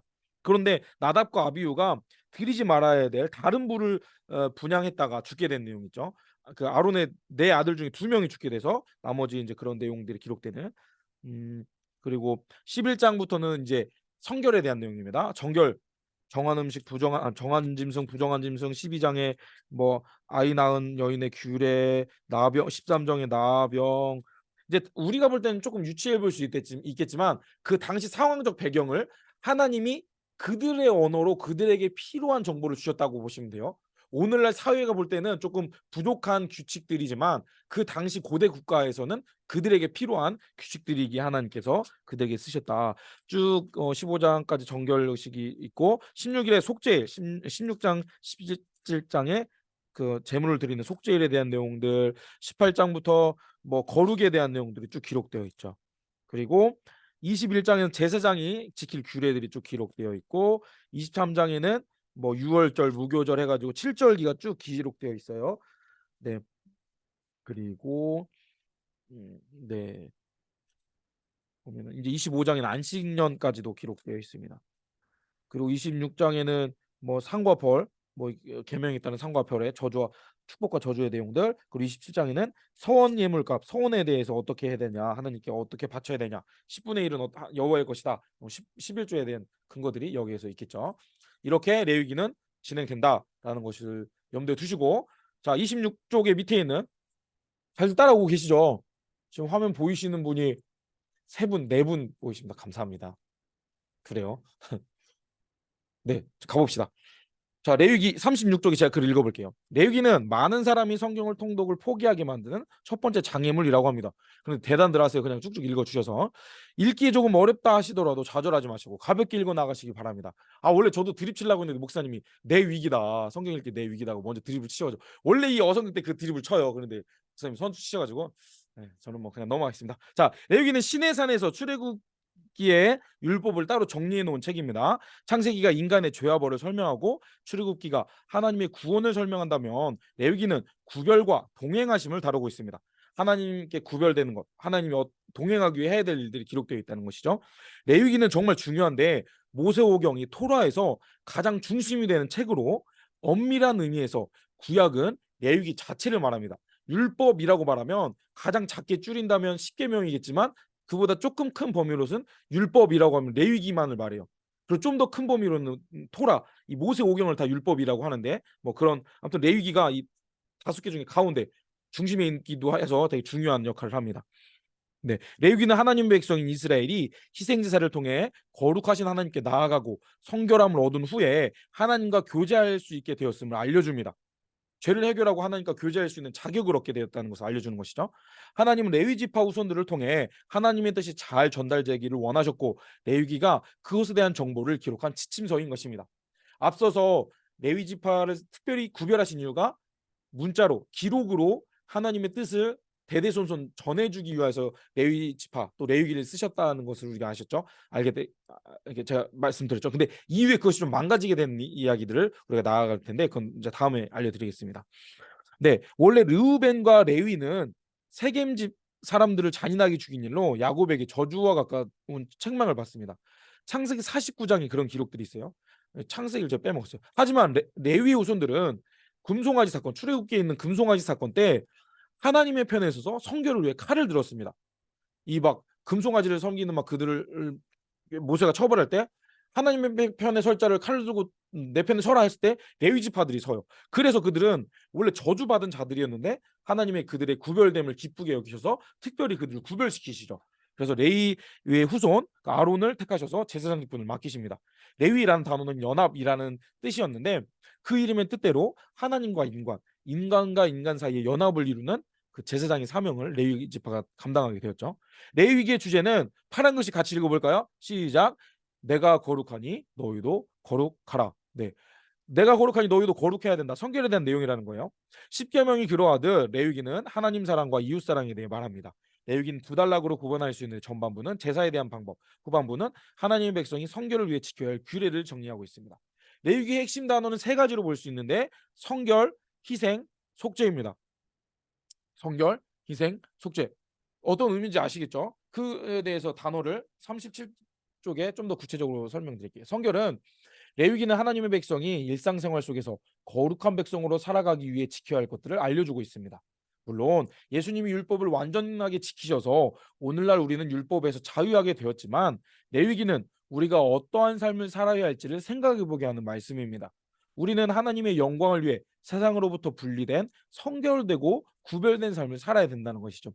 레위기가 그냥 옛날 이스라엘 백성들에게만 해당하는 규칙으로 끝내지 마시고, 하나님께서 이렇게 성결하라 이 구체적으로 말씀하시는 것을 우리에게 접목시킨다면, 우리도 세상과는 구별된, 분리된, 성결된 자들이 되어야 된다라는 그런 은혜를 얻을 수 있겠다는 것이죠. 희생에 대한 단어는 정말 중요한 그런 개념이죠. 피 흘림이 없이는 인간이 하나님께로 나아가지 못합니다.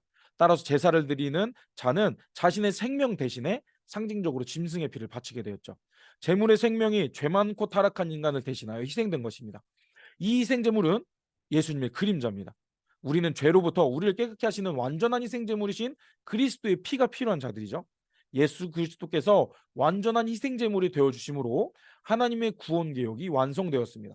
우리가 이런 레위기 제사 방법들을 통하여서 예수님의 그림자구나라는 것들을 이해할 수 있겠어요. 속죄. 속죄의 궁극적인 의미는 죄로 인한 저주와 악을 제거하는 것입니다. 우리의 모든 죄가 예수 그리스도께 맡겨지고 그가 우리의 모든 죄를 짊어지셨습니다. 그래서 우리의 죄가 깨끗하게 되었습니다. 레위기의 속죄는 십자가의 의미를 명확하게 이해할 수 있도록 돕는 모형과 상징입니다. 하나님은 노예 생활에서 이스라엘을 구원하셨고 이제는 그들이 하나님의 영광을 위하여 거룩함과 순결함으로 살아가기를 원하십니다. 이것은 우리에게도 동일하게 적용되고요. 우리가 예수 그리스도의 피로 구원받은 자라면 우리도 거룩하고 순결함으로 주님과 교제하며 나아가기를 힘써 감당해야 되겠습니다. 네, 레위기에 대한 의미들을 우리는 이렇게 발견할 수 있겠어요. 자, 그래서 넘어가겠습니다. 정체성 교육을 위한 정보. 나는 너희의 하나님이다. 어떻게 하나님과 예배하고 영적인 생활을 할 수 있을지에 대해서 하나님은 구체적인 방법들을 이스라엘에게 알려주십니다. 그것은 두 가지, 제사와 절기예요. 그런데 우리가 여기에서도 나오고 있듯이 제사에는 5대 제사가 있습니다. 번소, 화, 속, 건. 그죠? 근데 여기 제가 속죄제와 속건제를 좀 순서를 바꿨어요. 잘못 썼어요. 죄송합니다. 뭐 각각의 의미가 순서가 있는 건 아닌데 외울 때 번소와 속건, 그리고 네 가지 제사법이 또 등장을 합니다. 근데 이것은 제사를, 그러니까 5대 제사는 그런 제사의 의미를 드리는 거라면 이 5대 제사법은 이렇게 드리는 방법을 의미하는 거예요. 때로 성경 읽다 보면 화제로 드려라, 거제, 요제, 전제 이런 내용들이 있는데요. 이 내용은 다음 장에 제가 이미지와 함께 설명드릴게요. 그리고 절기는 7대 절기가 있습니다. 7대 절기 유무초, 오나, 속초 이렇게 외웠거든요.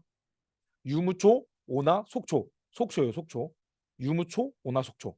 네. 뭐 외우실 필요는 없겠지만 그래도 7대 절기는 유무초, 오나, 속초구나. 그렇게 하시면서 보시면 될 것 같아요.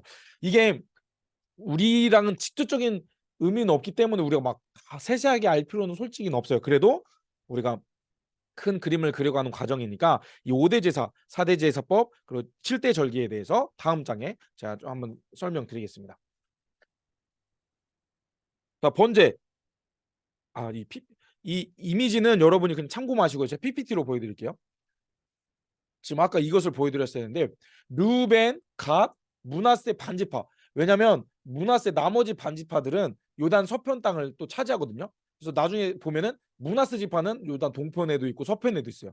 그래서 이제 르감무, 이 르벤, 갓, 므낫세 반지파가 요단 동편 땅을 차지하고 이제 여호수아서는 이제 넘어가는 과정인데 그건 이제 다음 주에 하도록 하겠습니다.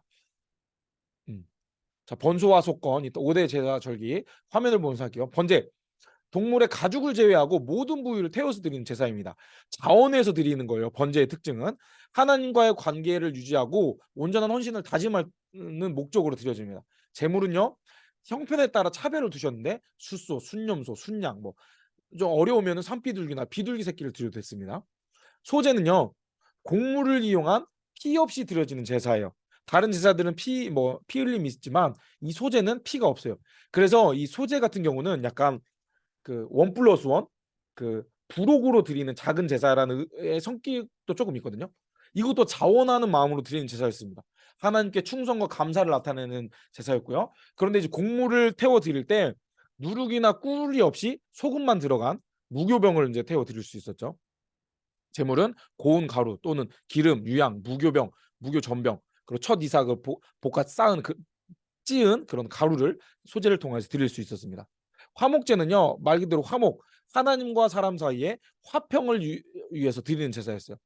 이것은 자원하는 마음으로 드리는 제사였지만 감사의 마음으로 또 서운한 대로 드리는 것이 화목제입니다. 하나님과 화평을 한 그 친밀한 교제를 원하여서 드리는, 그리고 이 제물의 일부는 이웃과 나누는 특징도 있어요. 하나님과 화목을 위해 신경 썼다면 이웃과도 화목을 위해 신경 쓰라는 그런 의미가 담겨 있겠습니다. 그래서 여기에서도 제물의 생활 형편에 따라 숫소부터 뭐 염소까지 그런 과정들이 진행된다. 속죄제는요, 죄를 속하기 위한 제사였습니다. 이것은 죄를 지었다면 의무적으로 드려야 됐어요. 하나님 앞에 부지 중에 저지른 모든 죄를 속죄함 받기 위해서 드리는 제사였고요. 여기에서도 신분의 차이에 따라서 제사장은 뭐 수송아지를 드렸고, 뭐 족장은 순념소, 뭐 이렇게 쭉쭉쭉 내려가는. 그래서 정말 내가 속죄제를 드려야 됐지만 의무제였잖아요. 근데 이런 뭐 동물들이 드릴 수 없다 하면은 고운 가루로라도 죄를 해결하기 위해 하나님께 나아가기를 하나님 원하셨습니다. 그렇게 신분의 차이에 따라 제물의 내용이 있었고요. 속건제는 하나님의 성물을 범하거나 계명을 어겼을 때 이웃에게 손해를 끼쳤을 때 드리는 제사입니다. 정의는 그래요. 이것도 의무로 드려야 됐고요. 성물, 부주 중에 끼친 피해에 대한 죄를 사함받기 위한 그 제사였습니다. 그리고 본래 금액의 5분의 1을 더해서 보상을 해야 했고요. 제물은 흠없는 순양만을 드려야 했습니다. 그런데 속죄제, 속건제 비슷해 보이지 않아요? 똑같이 영어로 보면 sin 오퍼링이고 그리고 길트 오퍼링이니까 다 죄예요, 죄. 약간의 말의 차이가 있는데 속죄제, 속건제는 거의 유사합니다. 그런데 단어 하나가 다른 게 있는데요. 속건제는 부지중해라는 단어가 들어가 있어요. 똑같이 죄를 해결받기 위해 드리는 제사인데 속죄제는 내가 죄를 지었구나라고 깨달으면 드리는 제사인데 속건제는 내가 혹시 죄 지은 거 아니야? 부지 중에 죄 지은 거 아니야라는 생각이 들을 때 내가 죄 지은 것이 의심된다면 드리는 것이 속건제인 거예요. 근데 이제 속건제는 이제 재물이 순양 하나잖아요. 근데 속죄제는 더 이렇게 더 크고 뭐 수송아지를 드려야 되기도 했잖아요. 그래서 약간 속죄제가 이거는 제 생각인데 속죄제가 일반적으로 드려지는 거고 이제 속건제는 부지 중에 좀 이렇게 보강하는 그런 제사 정도 의미지 않았을까라는 생각이 듭니다. 이건 그냥 제 생각이에요. 넘어가세요. 아무튼 책에 있는 내용들은 뭐 비슷한 내용이니까 뭐 기회 되시면 한번 읽어보시고 밑에 있는 제사법도 그냥 점검 한번 알아만 두시면 화제는 태워서 드리는 게 화제예요. 거제는 이렇게 들어서 드리는 게 거제이고요. 요제는 들어서 흔드는 거예요. 네, 그리고 전제는 부어서 드리는 거예요. 그 제단에 어떤 기름이나 포도주를. 근데 이 전제는 이제 바울이 내가 뭐 전제같이 드려졌다라 자기의 뭐 죽음이 가까웠을 때 그런 표현을 썼잖아요. 내가 내 삶 전체를 하나님께 부어 드렸다라는 그런 의미죠. 또 그런 내용들이 네 가지 제사법이다. 자, 7대 절기에 대해서 한번 다뤄보겠습니다. 7대 절기도 그냥 점검하는데 여기에서 우리가 세 가지 달력을 알아야 돼요. 그 이미지에 있는 가운데 있는 동심원은 태양력, 우리가 쓰는 달력입니다. 여기서 시계 방향으로 1, 2, 3, 4, 5, 6, 7, 8, 12까지가 월이에요. 1월부터 12월까지 이렇게 배치했을 때 그 유대 종교력은 3월과 4월쯤에 니산, 그때가 1월인 거예요. 그때부터 1월부터 12월까지 진행되는데 오른쪽 위에 써 있듯이 유대 종교력은 유대 민간력과 6개월 차이가 납니다. 왜 이런 게 이루어졌냐면 그 6월절을 선포하실 때가 이스라엘 그 전까지 쓰인 절기로는 6월이었어요. 그런데 하나님께서 6월절이 1월 14일로 딱 그 선포를 하시면서 종교력이 새로 생긴 거예요.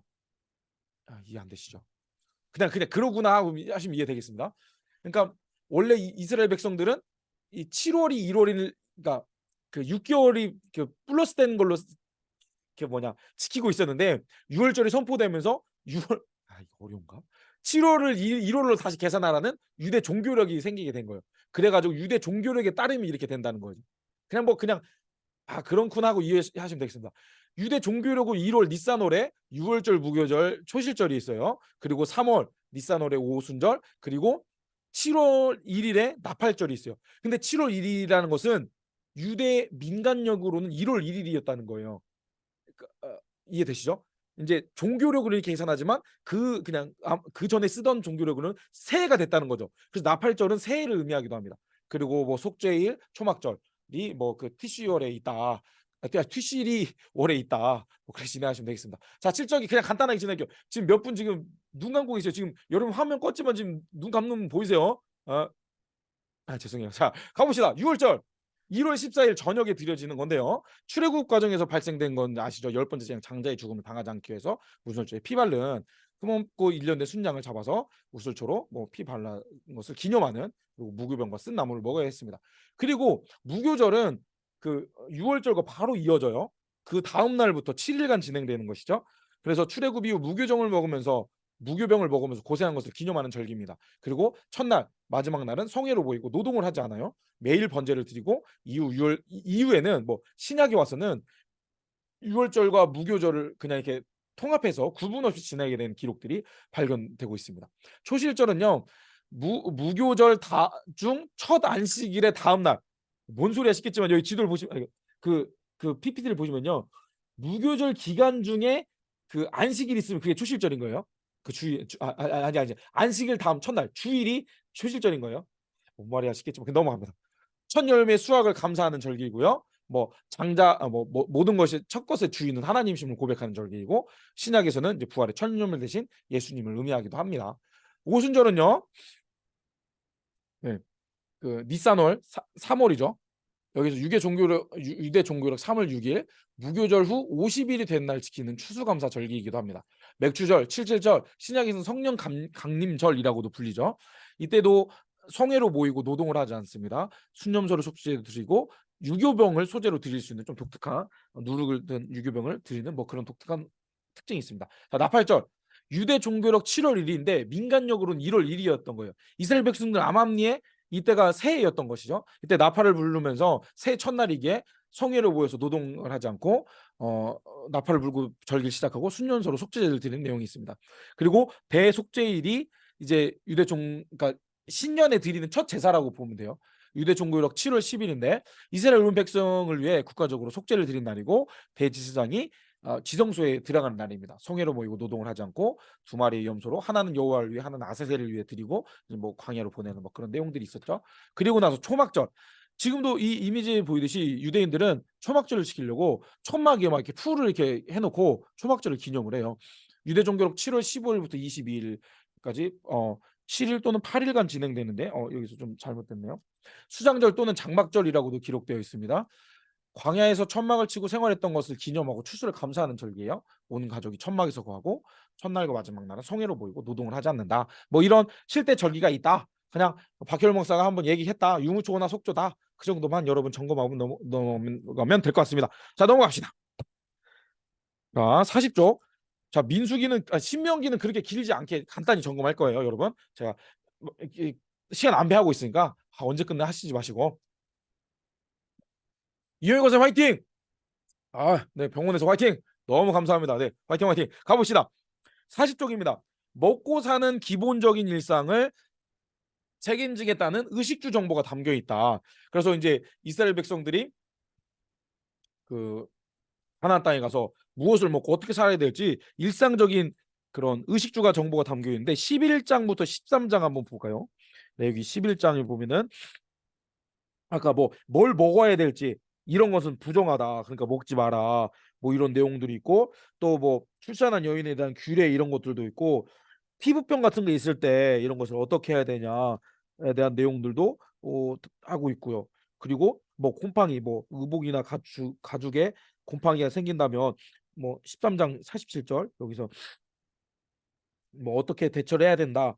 제사장이 이런 것을 봤다가 판단해서 어떻게 그 규례를 따르라. 이런 의식주 그 무엇을 먹고 무엇을 입고 어떻게 살아야 될지 뭐 이런 내용들 여기 기록되어 있다는 거예요. 네. 그리고 그 40쪽 6번에 가서 더불어 살아가는 방법에 대한 구체적인 정보가 기록되어 있습니다. 레위기 하나님과 사람 사이 외에도 사람과 사람 사이에 살아갈 법들이 기록되어 있어요. 레위기 25장 한번 볼까요?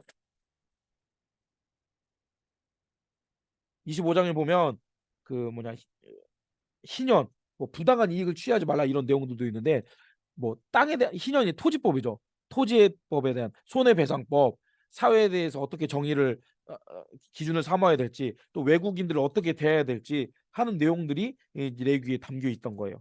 그래서 하나님은 이스라엘 백성들이 그 가나안 땅에 들어가서 살아가야 될 구체적인 정보를 레위기에 적어 놓으셨던 거예요. 그리고 7번 가나안 사회 환경에 대한 정보, 사명의 생활. 너희는 모델이고 달라야 된다라는 내용들을 이 레위기에서 좀 구별된 거룩함에 대해서 기록하고 있다는 것을 우리는 볼 수 있겠습니다. 그래서 하나님은 그들이 이스라엘 백성들이 그 가나안 땅에서 어떻게 살아야 될지 구체적인 정보를 주셨다는 거예요. 이 레위기에서. 그런데 8번을 보겠습니다. 가나안 정보, 가나안 종교를 바로 알아야 되겠는데요. 하나님은 왜 가나안 사람들을 진멸하라고 하셨는지에 대해서 제가 간단히 한번 설명드리겠습니다. 가나안 종교, 그 당시 가나안 땅에서 섬기고 있던 그 우상들은요. 뭐 이런 바알과 다곤, 그모스, 몰로, 잘안 넘겨지네요. 아세라, 아스다롯 뭐 이런 신들이 있었습니다. 아세라, 아스다롯은 여신이었고요. 뭐 바알, 다곤, 그모스, 몰록 신들은 뭐 남신이었던 것으로 보이는데요. 이 가나안 종교들은 공통적으로 문란했습니다. 왜냐하면 이들이 그 우상한테 뭘 빌었을까요? 자신들의 풍요를 빌었겠죠. 자신들이 잘 먹고 잘 사는 것을 빌었을 텐데, 바알과 아스다롯, 아세라 이 신상은 남신과 여신이잖아요. 이 사람들이 음, 자신들에게 풍요를 얻기 위해서는 그 성관계를 통하여서 그 바알 신과 아스다롯 신 그들을 흥분시켜야 그들이 비를 내리고 풍요를 준다. 이런 약간 성적인 문란함이 있었습니다. 그렇기 때문에 가나안에 있는 많은 우상을 섬기는 이들은 그렇게 성적으로 문란한 삶을 살고 있었던 거예요. 그래서 하나님은 이스라엘 백성들을 구별시키기 위해서 가나안 종교들을 믿는 그들과 이제 구별되도록 그들을 진멸하라고 하셨던 것이죠. 이렇게 뭐 이렇게 가슴이 많이 달린 신상 이런 것들도 풍요를 상징하는 다산 뭐 이런 것을 상징하는 것을 알 수 있겠죠. 그런 의미로 선악과 없는 종교의 연장이 되는데, 그냥 자신의 복을 받기 위한 기복적인 그런 세상 우상들은 결국 문란으로 갈 수밖에 없어요. 왜냐하면 그 문란함을 통해서 성관계를 통해서 풍요를 얻을 수 있다라는 것이 이제 내포되어 있기 때문이죠. 여기는 힌두교 신전인데요. 힌두교도 약간 그렇게 문란함을 가지고 있습니다. 신전 여기 처마 같은데 보면은 이런 많은 그런 조각상들이 있는데, 이런 모습들이 확대해 보면 이렇게 막 문란한 성관계하는 이런 모습들을 담고 있어요. 이것을 무엇을 의미하냐면 동일하게 그런 성적인 관계를로 우상들을 뭐 충족시키면, 그들을 기쁘게 한다면 그들이 우리에게 복을 줄 것이다라는 그런 문란함이 전제되어 있었다는 거예요. 그렇기 때문에 하나님은 가나안에 들어가는 이스라엘 백성들에게 너희들이 만나게 될 가나안 족속들은 그렇게 문란하니 섞이지 마라, 뭐 이런 내용들이 알려주신 것이죠. 당장 바알부올이라는 곳에서 그 음란함에 빠져서 2만 4천 명이 죽게 된 내용들도 그런 내용이죠. 예. 지금도 뭐 에베소에 있는 뭐 여기 뭐 신상 파는 곳에 보면 뭐 이런저런 잡신들을 다 이렇게 모아서 팔고 있다고 합니다. 뭐 이런 내용들을 보시면서, 네. 그래서 하나님께서 그러니까 왜 가나안 사람들 진멸하라고 하셨냐면, 이스라엘 백성들은 지금 하나님을 대신해서 그들 심판하러 들어가는 그런 하나님의 도구로 들어가는 목적을 갖고 있었던 거예요. 하나님은 그들의 죄를 참고 참으시다가 이제 이스라엘을 통하여서 그들의 죄를 심판하시는 그런 과정인 것이죠. 그래서 하나님은 가나안 사람들 진멸하라고 하셨던 이유가, 첫 번째는 그들과 섞이면 안 되기에, 그들이 문란하였기에 그들의 유혹에 이스라엘 백성들이 넘어지지 않기 위하여서 그런 목적도 있었고, 또 다른 목적은 하나님의 그런 도구로 그들의 죄악에 대한 심판의 그런 칼의 역할을 감당했다. 그렇기 때문에 가나안 종교들을 이렇게 사람들을 진멸하게 했다라는 것을 우리가 보면 되겠습니다. 40쪽 아래에 있는 박스 읽을게요. 이스라엘은 가나안에 그냥 살러 들어가는 것이 아닙니다. 그냥 영토만 얻으러 가는 것이 아니었어요. 가나안 문화를 정복해서 하나님 나라 천국이 임했다라고 말하기 위해서 들어가는 것이었습니다. 하나님 나라가 임하니까 왕 앞에 나와서 항복하라는 것입니다. 라합은 하나님 나라가 임했을 때 그 왕을 인정했습니다. 그래서 그에게 구원이 임하게 되었고요. 하지만 이런 하나님을 받아들이지 않는다면 심판이 있게 됩니다. 하나님이 가나안을 정복하라고 하신 이유는 하나님의 나라가 임하게 하기 위함입니다. 예수님의 사역으로 진정한 왕이 임하시는 것이죠. 멸망케 하려는 것이 아니라 구원을 주기 위해서 그곳에 가는 것입니다. 따라서 모세는 그의 유언과도 같은 마지막 신명기에서 이런 내용들을 가르쳐야 했습니다. 가나안 종교와는 다른 하나님의 생각들, 하나님의 사상들, 십계명, 율법, 사회법들을 아주 간단하게라도 그들을 한번 더 짚어줘야 했습니다. 그리고 두 번째, 당장 정복해야 될 일들의 노하우를 가르쳐주고 당부해야 했습니다. 당장 이 정복할 때 어떻게 해야 될지를 가르쳐 줘야 됐죠. 세 번째, 광야 2세대에 대답을 받아내고 싶어 했습니다.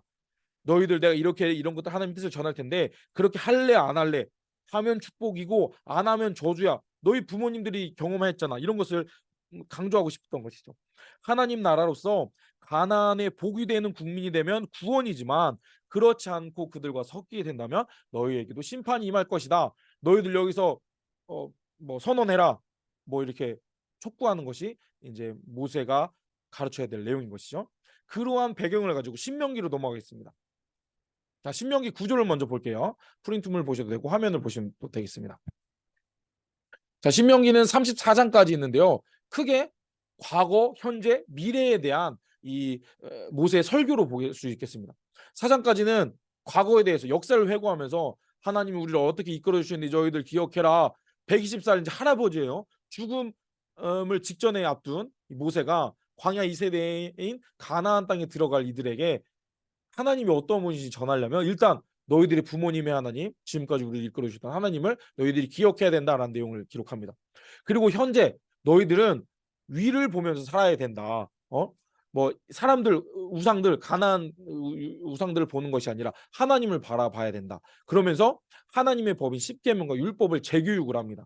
그래서 가나안을 정복할 때 어떻게 하나님께 제사 예배를 드려야 되고 뭐 절기나 안식년 뭐 11조 이런 내용들을 한 번 더 언급하고 있는 내용입니다.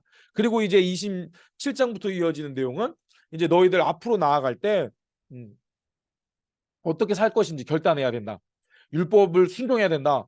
이러 안 하면 너희들 멸망이다, 심판이다. 율법 하나님 말씀 순종해 구원이다. 이런 내용들을 촉구하고 그리고 맨 마지막에 모세의 다음 후계자인 여호수아를 세우는 그런 내용들로 구성된다라는 것을 보시면 되겠습니다. 네. 그러면 그냥 제가 밑에 41쪽 박스 읽겠습니다. 신명기는 모세가 모압 형제에서 전한 세 번의 고별 설교 모음입니다. 이스라엘이 이제 40년간의 광야 생활을 마무리할 때가 되었습니다. 그래서 이제 가나안을 정복할 출애굽 2세대는 그들의 부모가 받았던 하나님의 율법을 한 번 더 점검할 필요가 있었습니다. 이들은 시내산에서 율법을 받을 때 20살 미만이었거나 아직 태어나지 않았던 사람들이었기 때문입니다. 따라서 모세는 광야 2세대를 위해 신명기에서 율법을 보충 설명합니다. 그리고 새로운 땅인 가나안 땅의 지리적, 자연환경적, 문화적, 종교적 정보를 정리하고 있습니다. 모세는 출애굽 2세대에게 하나님께서 왜 이 나라를 세우시는지를 가르쳐야 했습니다. 따라서 그가 신명기에서 말하고 있는 것은 이스라엘의 정체성과 사명입니다. 이스라엘은 아브라함의 후손으로 구원받은 하나님의 백성이며 그 백성은 세상 나라에 들어가서 제사장 백성으로서 사명을 감당해야 된다는 것을 신명기는 말하고 있습니다. 모세는 출애굽과 광야 생활 동안 하나님께서 베풀어 주신 일들을 기억하라고 말합니다. 그리고 이스라엘은 하나님께 순종해야 하며 하나님이 주신 율법을 기억하고 그것을 마음으로 따르며 살라고 당부합니다. 이스라엘이 하나님의 법을 따라 살면 축복을 받고 그것을 어기면 저주를 받을 것임을 선언합니다. 모세의 세 번의 설교의 내용은 과거, 현재, 미래에 관한 내용입니다.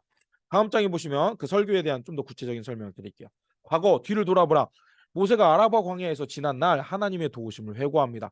현재 이 설교를 듣고 있는 출애굽 2세대는 출애굽 과정과 시내산 이전에 있었던 수많은 이적들을 어릴 때 경험했거나 경험하지 못한 자들입니다. 맞죠? 따라서 하나님이 행하신 일들을 점검해 줄 필요가 있습니다.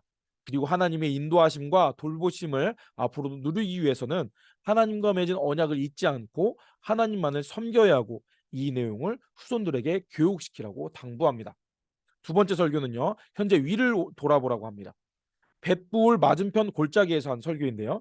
모세는 하나님이 시내산에서 주신 율법을 다시 전하면서 십계명을 다시 선포합니다. 하나님은 가나안 땅이 얼마나 우상 숭배가 만연하고 타락한 곳인지 알고 계셨습니다. 그래서 그들이 가나안 문화에 젖어들지 않도록 하나님의 율법을 기억하고 하나님만을 섬기며 거룩한 삶을 살길 원하셨습니다. 그래서 실제적인 율법 제도에 대해서 자세히 기록되어 있습니다. 세 번째 설교는 미래에 대한 내용이죠. 이제 모세는 마지막으로 당부합니다. 요단강을 건너 가나안에 들어가게 된다면 온 백성이 그리심과 에발산에 서서 축복과 저주를 맹세할 것을 명령했습니다. 그는 하나님의 말씀에 순종하여 복과 생명을 받을지 불순종하여 저주와 사망을 받을지 질문하며 하나님께 순종할 것을 강조합니다. 자신에게 맡겨진 사명을 끝까지 감당했던 모세는 이곳에서 작별합니다. 신명기를 통해 하나님의 백성의 정체성과 사명이 무엇인지 다시 한번 점검하는 시간이 되시길 바랍니다. 이제 이 그리심산과 에발산에서 그 결단하라는 말대로 여호수아가 이제 직접 들어가서 그것을 행하거든요. 이제 그것은 다음 주에 한번 다뤄보도록 하겠습니다. 지금까지 우리가 민수기, 레위기, 신명기 내용들을 점검했습니다. 자, 매듭짓기 마무리 지을게요. 모세의 사역을 마무리하면서 모세는 진짜 대단한 사람이죠. 120세에 광야 2세대를 세워놓고 그들에게 이제 죽기 전에 마지막 당부합니다. 니들 말씀 따를래 안 따를래 여기서 결단을 해라. 하나님 말씀 들으면 축복이지만 그렇지 않으면 넌 심판이다. 니네 부모님들 봐서 다 알지 않냐? 이런 막 애들이래. 광야 2세대에게 선언을 시키는 게 이제 모세의 마지막 사역 마무리예요. 그래서 시내산 언약이 광야 1세대와 맺은 언약이라면 이 모압 평야에서 모압 언약을 하면서 누가 왕인지 너희들 바르게 알아야 된다. 이제 왕 이야기로 진행되는 거예요. 너희들 하나님 왕으로 모시고 정말 누구의 국민인지 태도를 분명히 밝혀야 된다라는 내용이 이제 모세가 당부인 것입니다. 그리고 나서 마지막에 그의 통치를 받아야만 그의 백성이고 순종은 축복이고 불순종은 저주이니 너희들 결단해야 된다라고 신신당부를 하고 다음 후계자인 여호수아를 세우면서 이제 민수기 신명기의 내용들은 마치게 됩니다. 네. 오늘 내용은 여기까지고요. 우리가 이 과정들 이제 모세오경이 이걸로 맞춰지는데 모세를 통해서 기록되었던 그런 내용들을 우리가 잘 마무리했으면 좋겠습니다. 그런데 우리가 아까 이제 잠깐 기도하고 마무리하기 원하는데요. 이스라엘 백성들이 광야 38년 동안 가데스 바네아라는 곳에서 있으면서 그냥 먹다 죽는 인생이 되었잖아요. 우리가 그것을 조금 생각해 봤으면 좋겠습니다. 하나님은 오늘 우리에게도 사명을 맡기시길 원하시는데 저 못해요. 저 안 할래요. 라고 우리가 그 사명을 순종하지 않는다면 하나님은 우리를 어떤 마음으로 바라보고 계실까? 그냥 먹다 죽는 인생으로 우리가 살아가진 않아야 하지 않겠습니까? 또 이렇게 또 성경을 더 알아가고 싶으셔서 이렇게 귀한 강의 자리까지 시간을 내셨는데 우리라도 하나님의 사명을 바로 깨닫고 우리를 통하여서 모든 민족이 하나님의 복을 받는 하나님의 백성이 되는 그런 선한 영향을 끼치는 자들이 되어야 되겠습니다. 우리가 내가 그렇게 하나님 앞에서 하나님께서 맡겨준 사명들을 잘 감당할 수 있는 힘을 주시라고 기도해 주셨으면 좋겠어요. 그리고 또 한 가지 기도할 것은 우리가 이 레위 지파 이제 다음 이야기는 레위 지파에 대한 내용들로 기록되는데 잘 가르치는 교회가 되겠습니다. 우리의 자녀들이 하나님 말씀을 잘 듣고 하나님 말씀을 순종할 수 있는 자녀들로 세워져 가게 해달라고, 내가 하나님의 사명 잘 감당하는 자들 되게 해달라고, 그리고 우리 교회 세우는 다음 세대 우리의 자녀들이 예수님 잘 믿고 하나님 말씀에 순종하는 자들로 세워져 가게 해달라고 이 시간 각자의 자리에서 그 두 가지 기도 제목들 놓고 잠시 기도하겠습니다. 사랑해 주님, 오늘 귀한 이 말씀을 통하여서 먹다 죽는 인생의 비참함에 대해서 같이 생각해 보게 하신 감사합니다. 하나님의 놀라운 계획하심으로 그들 향한 계획을 가지고 계셨지만 그 계획에 순종하지 않았던 이스라엘 백성들이 결국 그 긴 시간 동안 먹다 죽는 인생, 사명 감당하지 않는 목적 없는 삶을 살았던 것을 돌아보면서 주님, 우리 안에 하나님의 사명을 바로 붙잡고 사명 잘 감당해내는 자들 되게 원합니다. 우리 안에 하나님께서 계획하신 그 계획하심들을 잘 깨달아 알아가게 하시고 하나님의 뜻에 순종하여서 오늘 하루, 오늘 나에게 맡겨진 그 사명을 우리가 능히 감당해낼 수 있는 힘을 더하여 주옵소서. 많은 상황과 환경들 때문에 좌절하는 것이 아니라 나에게 주신 그 은혜를 힘입어, 그 힘을 힘입어 주님께서 맡긴 사명을 잘 감당해내는 자들 될 수 있도록 주님 함께 하시고 역사하여 주옵소서. 바라옵기는 주님, 우리 추천교회가 다음 세대를 잘 세우는 공동체가 되기 원합니다.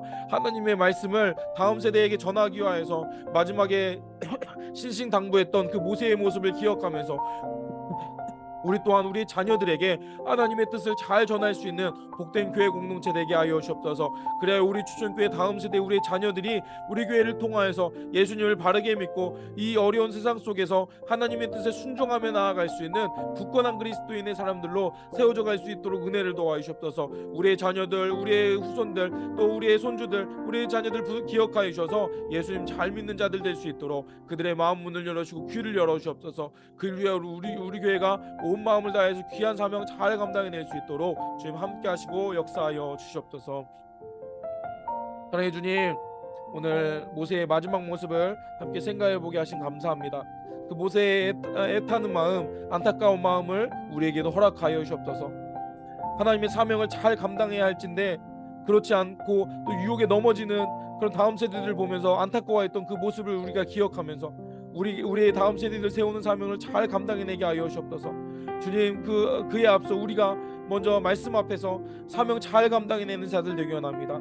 우리를 향한 놀라운 계획을 가지고 계신 그 하나님의 뜻을 우리가 기억하면서 그 뜻에 순종하며 하나님께서 원하시는 곳에 서 있는 그런 복된 그리스도인들을 우리가 세워져 갈 수 있도록 함께하여 주옵소서.